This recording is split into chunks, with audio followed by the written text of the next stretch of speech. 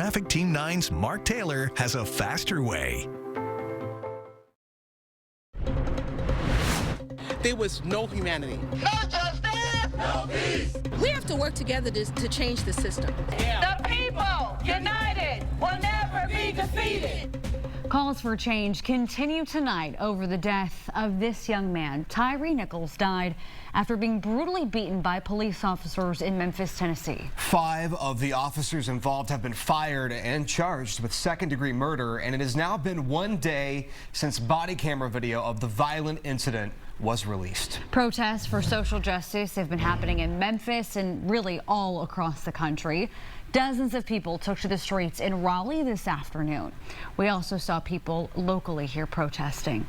Thanks for joining us tonight. I'm Genevieve Curtis. And I'm Dan Maddox. Officers here in Charlotte, officers with CMPD, including Chief Johnny Jennings, marched with people in Uptown. And Channel 9's Glenn Counts was there for that march and spoke with some about the message that they are hoping to send. Well, this day of unity started at courthouses all across the state. Participants marched and talked about change. The people, united, will never be defeated. We're marching today to bring revelation and understanding. Reverend Corinne Mack of the NAACP. Hers was one of many groups who walked the streets to make a difference. Everyone here was troubled by that disturbing video. I cried all night and all morning this morning. Every time I thought about him yelling for his mother. The whole damn system.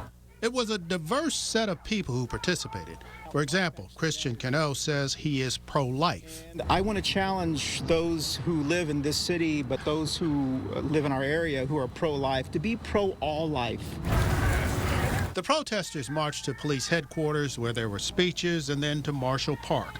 One of the things that has impacted all of them is the fact that the Memphis officers charged and fired are all black, and so they see that as proof that the system is the problem. And that doesn't change anything. They're still part of a racist system. This blue uniform makes me better than that black man.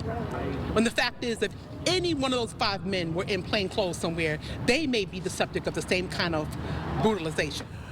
Now, the protest is scheduled to continue tomorrow night at 7 o'clock. Weather permitting, protesters will gather at Marshall Park and march throughout uptown Charlotte. At the Mecklenburg County Courthouse, Glenn Counts, Channel 9 Eyewitness News. And we have learned the 5 former officers charged in Nichols' death were all part of a special task force